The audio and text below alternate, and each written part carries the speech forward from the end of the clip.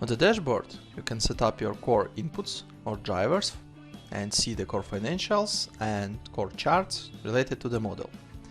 So let's start the model setup from the launch date. For example, your business will launch in May 20. Also, you can see that each yellow cell has this notification window with explanation of what you're supposed to input in this cell. So it will help you to understand and navigate across the model easily. So the next step is to set up your marketing budget and visitors assumptions. You have two options in the model, which is online marketing and offline marketing. If you don't need, for example, offline marketing, you can just clean these cells and you will have only online marketing in your model. If you need both, just adjust these assumptions as needed and it will drive your model. So let me show you how it works. For example, for online marketing, you can put annual marketing budget, for example, $100,000, and each next year it will be additional $20,000. The next step is to set up the cost per visit. It can be $1, 1.2, 1.4, 1.6 and 1.8 by years.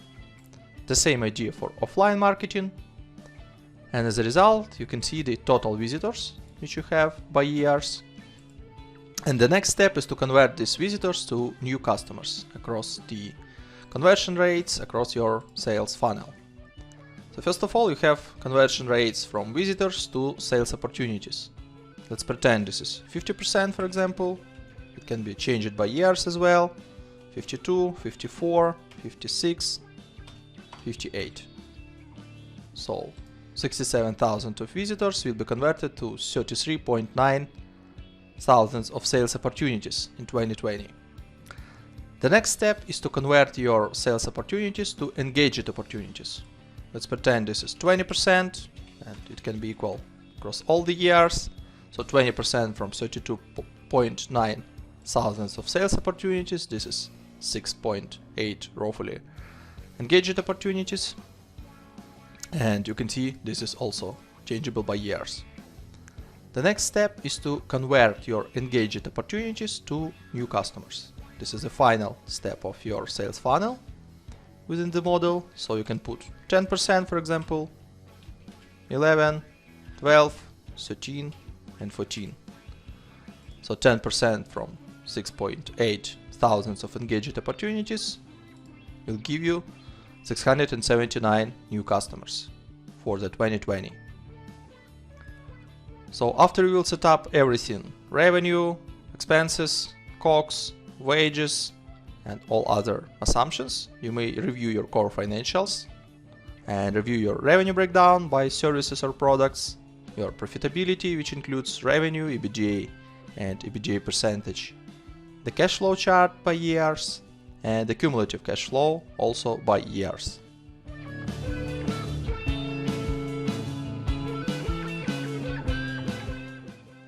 On the financial charts tab, you may see your main financial KPIs on the two sets of charts, which is the breakdown of 2 years by months and the breakdown of 5 years by months.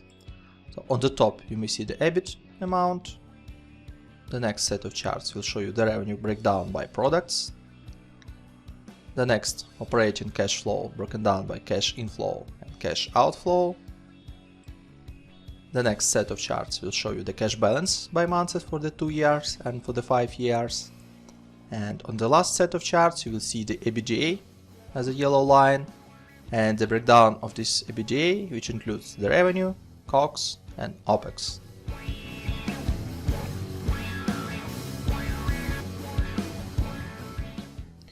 On the operational charts tab, you may see your main operational metrics for the 2 years broken down by months and for the 5 years broken down by months as well. So on the first set of charts, you may see the new customers breakdown by your services or products, also for 2 years by months and for the 5 years by month.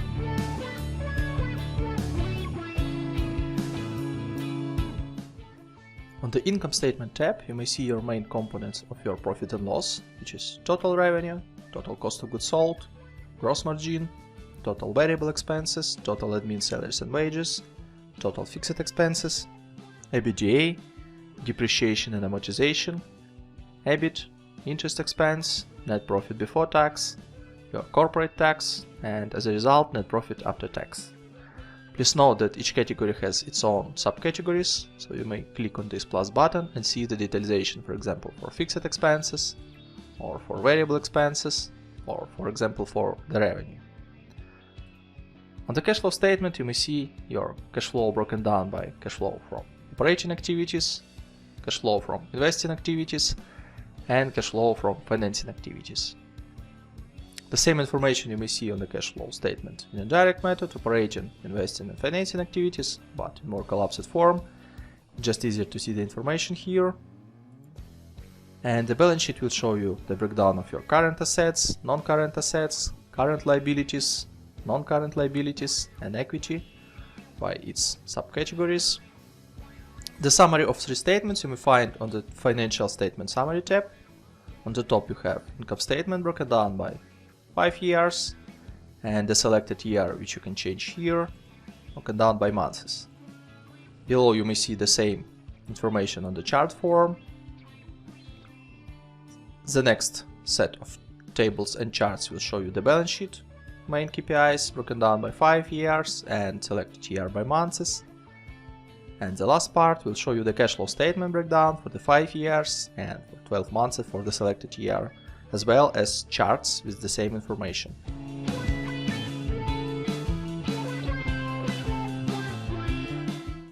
On the Benchmark KPIs tab, you may see 5 industry-specific benchmarks, and you may see the comparison of these benchmarks with what is calculated in your model. So you have gross margin percentage, net profit percentage, direct wages as a percentage of revenue, average monthly revenue per active customer, and active customers per 1 direct FTE ratio. All these yellow cells are changeable. For example, you know that gross margin percentage for your industry, for your country is 65%. You may see this is changed on this chart immediately. And to the right of these yellow cells, you may see the values calculated by the model based on assumptions which you set on revenue, expenses, COGS, and all other assumption steps.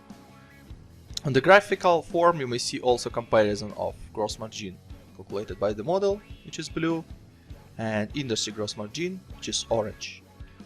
The same net profit, direct wages as a percentage of revenue, average monthly revenue per active customer, and active customers per 1 direct FTE.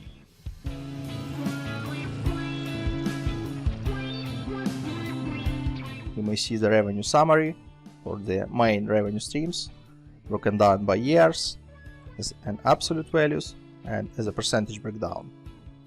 The same information is reported in here on the charts. Also, you are able to select specific year and to see the monthly run rate and revenue depth for these revenue streams. On the bottom of top revenue report, you may see the revenue bridge, and you may see the total revenue for the starting year and for the ending year, which you may play using these setups. And you may see the factors of growth of this revenue, broken down by revenue streams.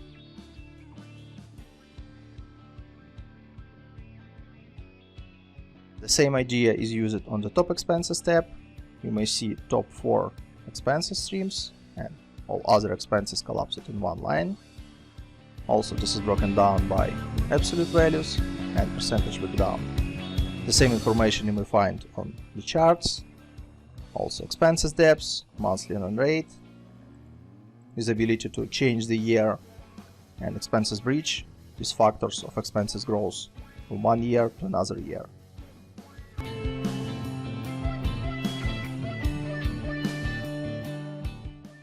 The color coding in the model is very simple. You may change any yellow cell in any yellow sheet within the model. This means that this yellow cell has some input, assumption or driver which impacts the calculation within the model. Blue sheets means that on these sheets there are some charts, reports, and other information which can be useful for reporting purposes. On the tabs without color, you have some extra calculations related to revenue, to debts, equity, inventory, and everything which is needed for the reporting. Additionally, you have Contents tab, which allow you to navigate across the model very simple. So you may click on any report and you can go back. It is broken down by reports, assumptions, statements, and setup. There is short explanation about what each tab does, but if you want to know more, you can go to How To and to see more detailed explanation of what each tab does and what inputs you may find on this sheet and what kind of outputs you may find on this sheet as well. Any header of this section is also clickable. So you may click on, for example, Book Assets, and you go directly to this tab.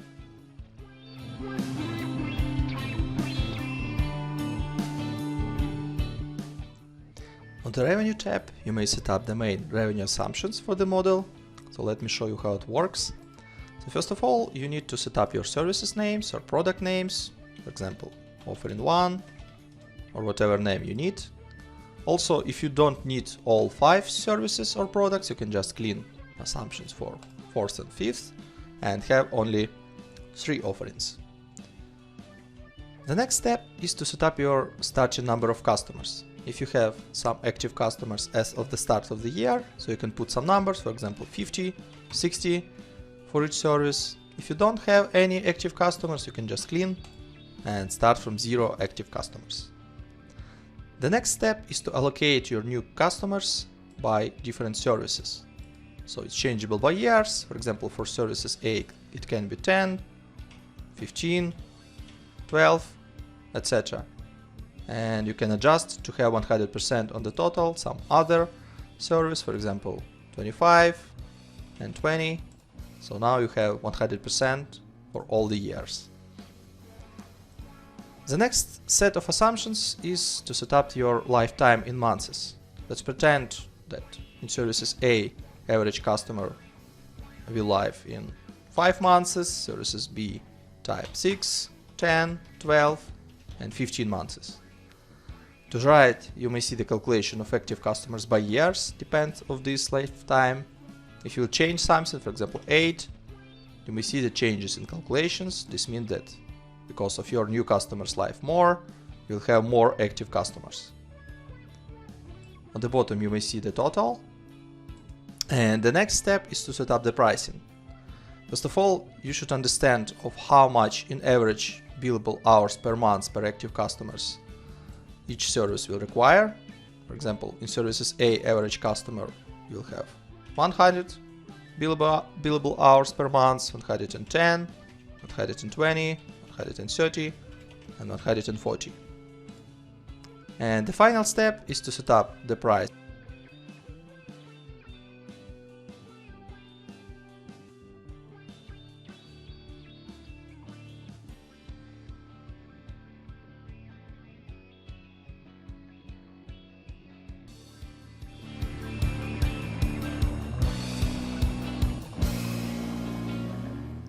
On the Seasonality tab, you may see the setup of marketing expenses, seasonality assumptions across the year by months. So you have yellow cells to set up your seasonality. It can be, for example, 15, 10, 5, 10, 8, 6, 7, 5, 10, 15, 5, and 5. As you may see, I just set up the breakdown of marketing expenses by year, and I see the check is red. That's because the total is 101%, means something is wrong here. So let's fix it. In October 14%. So now check is green and check is 100%, which means everything is good here. You may see also the chart below with the graphical explanation of how your marketing expenses are broken down by months. If you don't really need the seasonality for marketing expenses, you can just put 1 divided by 12, copy this across all the months, and you will see that your marketing expenses now is flat. So no changes across the months, just equal amounts each month.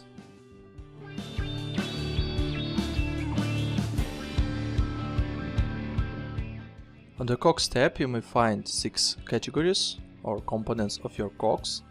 One of them is predefined, which is direct salaries and wages. I'll explain a bit later how to drive this on the direct wages tab. Other 5 categories are available, so you can change the names. I don't know, for example, hosting. So you can change the COGS assumptions, for example, 15% of revenue. And on the top you may see the main driver of calculation for the COGS, which is total revenue by months. And here you may change the assumptions, which is a percentage of total revenue. Below you may see the categories and calculations of COGS components by months. And finally, in income statement under COGS total, you may see all the components of COGS broken down by months and broken down by categories.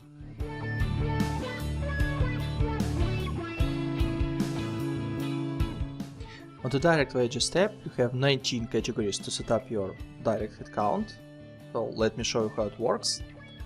First of all, you have 4 different subcategories, and let's go one by one. First subcategory has 5 placeholders, for example, account executive or SDR, and each one has its own basis and parameter. Parameter in this case, this is 1 FTE per X basis, and basis, this is new customers per month. Means that, for example, I will set 15 for account executives. Each 15 new customers within service A by month will require 1 additional FTE. The calculation of number of this headcount you may see here. This is by years. Also, you can set up the annual salary per FTE, for example, $25,000. The annual salary rise, for example, 5%, 4, 3, 2. Average monthly bonus per headcount, 10. And payroll tax rate, 12%. If you don't need them, you can just clean this or both. Below you may see the calculation of your annual salary depends on base annual salary and annual salary gross or raise. Below you may see the calculation of headcount by months for these categories, monthly base salaries by categories by months, monthly bonus, and payroll taxes also by categories and by months. The next section consists of different bases, which is active customers, for example, customer success. So it can be per each 20 active customers, you'll have 1 new FTE or headcount. The same annual salary growth if it's needed, monthly bonus, and tax rate. The third subcategory has a trigger, which is billable hours. Means that for each, for example, 160 hours, you need engineer,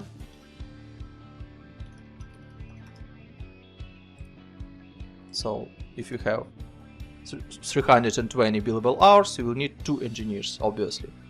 The same idea of annual salary, salary growth, monthly bonus, and payroll tax rate. And in the last section, you can just set up manually, for example, manager, with hire date, for example, March. Fire date can be the end of the model or some specific date. Again, annual salary, 50,000. You need to input the average number of headcount. It can be 1 always, or you can hire, for example, in year 2 managers, then 3, 4, and 5. So below you may see the calculation. It is hired in March, as we set up March of the start date. Starting from January it's 2, then 3, and etc. And finally, in income statement, under COGS, you have direct salaries and wages, which is a total of bonuses, payroll tax.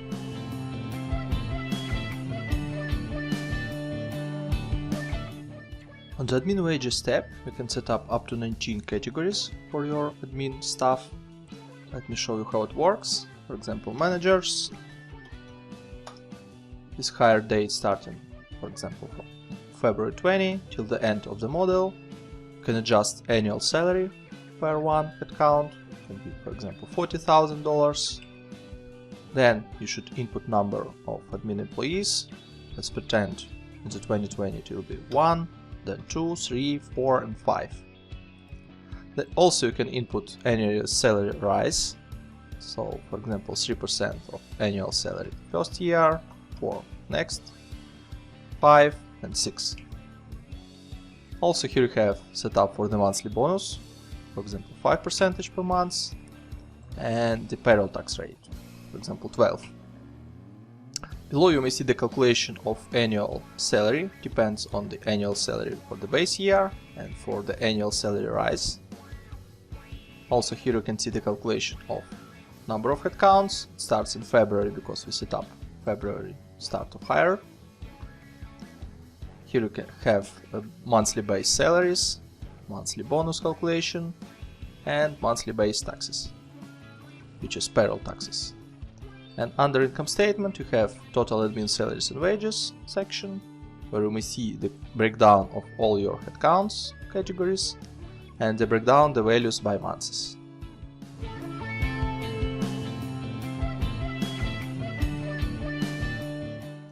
On the variable expenses tab, you can input your variable expenses as a percentage of total revenue. Let me show you how it works. For example, bank fees. And your bank fees is 2.5% of your revenue. So in the same way as your revenue grows over time, you may see that bank fees will grow as a percentage of this total revenue. The same way you can input other variable expenses, like for example 5% direct labor, like 15% of total revenue, and below you may see the calculation of these variable expenses by months.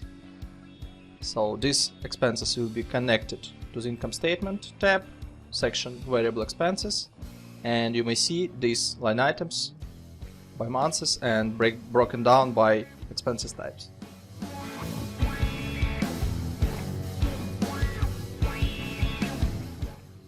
On the fixed expenses tab, you may input up to 15 line items for your fixed expenses. Let me show you how it works. For example, you have utilities. You will start pay starting from March 20 till the end of the model, which is December 24. You may see it here. Let's pretend periodicity will be daily with amount of $50 per day. So you may see these amounts in here. It is calculated based on count of days within this month. So obviously in March 20 you have 31 days. That's why you will have 1550. In April you have 30 days. This means this will be $1500. Also you have ability to input some growth rate year over year. Once you input this growth rate, you will see that your utilities will grow over year. Let me give you a couple of other expenses types. For example, advertising. Let it start in March and finish in August 24. This will be on weekly basis with amount of $100 without any growth. So starting from March till August 24, you have $400 per month, which is 4 weekly payments each month. And that's it. Another option is bi-weekly. For example, $500. You can start from July, for example, and you will have 2 payments, which is 2 bi-weekly payments within the month. $500 multiplied by 2, you have $1000 per month. Again, you can input some growth rate and you will see that your advertising expenses will grow year over year till the August 24, which is the last date of this expense type. Another option, office setup, which can be one-time payment, which will happen in February 20 with amount of $5000. Obviously you should not input any growth rates because this is just one-time fee, and you may see that office setup will happen in February 20 with this amount. Another option, insurance let it be start from January 20 till the end of the model, and it can happen monthly with $1,000 per month, with 5% of growth first year, 3% of growth second year, 2% of growth third, and 1% year number 4. So you may see this calculation here. Starting from January 21, it will grow for 5%, which is $50. And starting from January 22, it will grow for 3%, which is additionally $32. Another option, quarterly. You may see that insurance will be paid $1,000 each quarter. You can start it, for example, from February, and this will be shifted to 1 month forward. Another option, semi-annually. In this case, you will have insurance payments once per half a year, again with a percentage of growth. And the last option is annual payments or yearly payments. You'll pay one time per 12 months, starting from February till December 24. For each expense type, you can use growth rate, and the calculation you may see in here. Also, in income statement, you may find total fixed expenses group. If you will ungroup this section, you can see these amounts broken down by months and by fixed expenses line items.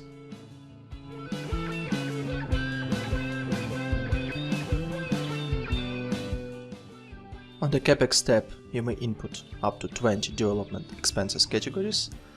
Let me give you a couple of examples. So, for example, office development with purchase date of February 20 with spending of $10,000. And you also can input payment delay. What does it mean? Let me set up 2 months, for example. It means that this amount will be accrued in February because of purchase date is February, but paid development expenses will be in April 20 for this office development. And you will have some balance of CAPEX accounts payable for 2 months. Let me give you another example. Other development expenses. Let's say March 20, $5,000 with 0 payment delay. This means that this amount is accrued in March and paid in March as well. The total amount of development expenses you may find in Assets tab. By default, it has useful time for 5 years. For the calculation of depreciation, you may find calculation of depreciation for development expenses in here. Here you may also find capital expenditure and closing net book value. Additionally, you have up to 6 placeholders for other assets. For example, other assets with useful time of 10 years with cost of $25,000 and with launch date in April. You may find it in here. You can see capital expenditure. You may see book depreciation by months for these amounts, and you may see closing net book value. The total amount of depreciation you may find in income statement.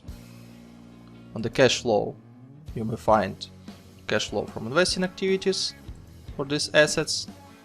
And on the balance sheet, you may find fixed assets amount under non-current assets and CAPEX prepayment and CAPEX payables as well.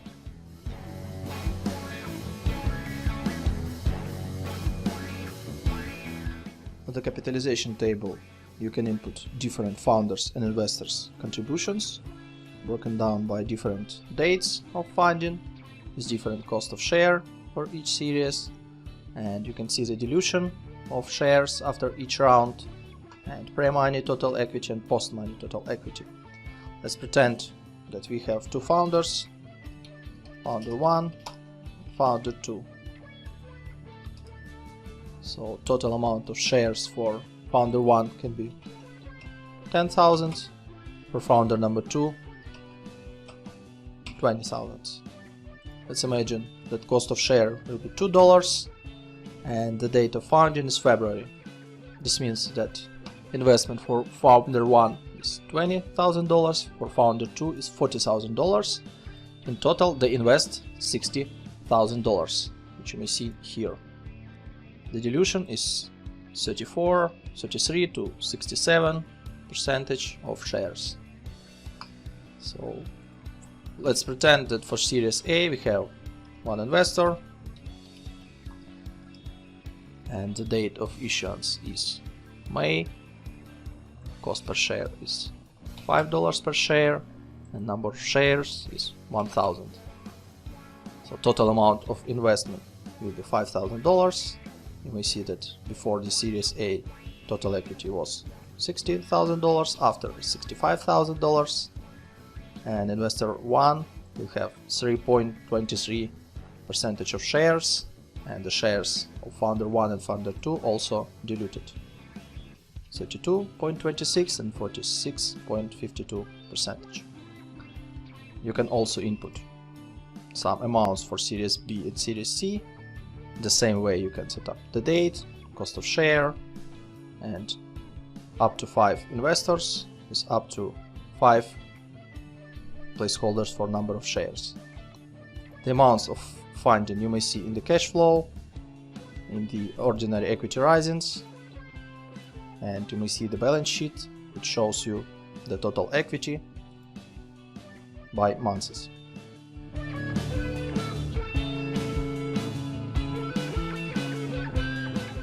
Also on the top of the dashboard you have debt assumptions. Let me show you how it works. So for each debt you are able to select the debt type. There are 2 debt types in the model, which is annuity and usual. Annuity means that each monthly payment, which consists your debt repayment plus interest expenses, will be equal each month. In case if you will select usual, your main debt repayments will be equal parts and interest will be just interest on the debt's closing balance. Let me give you an example how it works. So you may input an amount of the debt, the launch date, term will be 60 months, and interest can be 5%. You may also input the grant, which is just simple amount, which is paid in some specific months, and that's it. No repayments, no terms in terms of interest. So all the calculations of the debts you may see on the capital tab. Calculations for debt number 1, debt number 2, debt number 3, total debts with grants. These calculations impacts income statement, interest expenses, the cash flow, interest paid, debt drawdowns, debt repayments, and on the balance sheet you have the debt closing balance.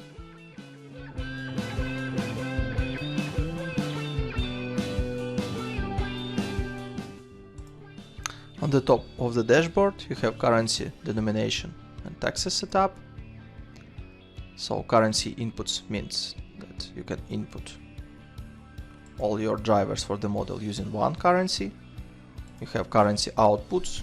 It can be the same as currency inputs and it can be different from currency inputs. So let me give an example. When you input in United States dollars, you have euro as an outputs, and for this case you can set up currency exchange rate. This is 1.2 for example. In this case you will have in the model all your inputs in United States dollars, all your outputs in euros, and there will be conversion rate between currency inputs and currency outputs. Additionally, you have denomination, which means that you can denominate all your outputs on the reports. In this example, you have denomination is 1000, means that your outputs is denominated by 1000. You can select millions. You may see that now it is in $1 million. You can set also billions or without any denomination. Additionally, you have corporate tax setup.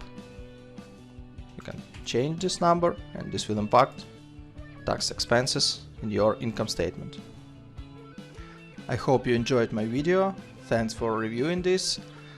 You can find more on my website finmodelslab.com, and we'll see you later in the next videos.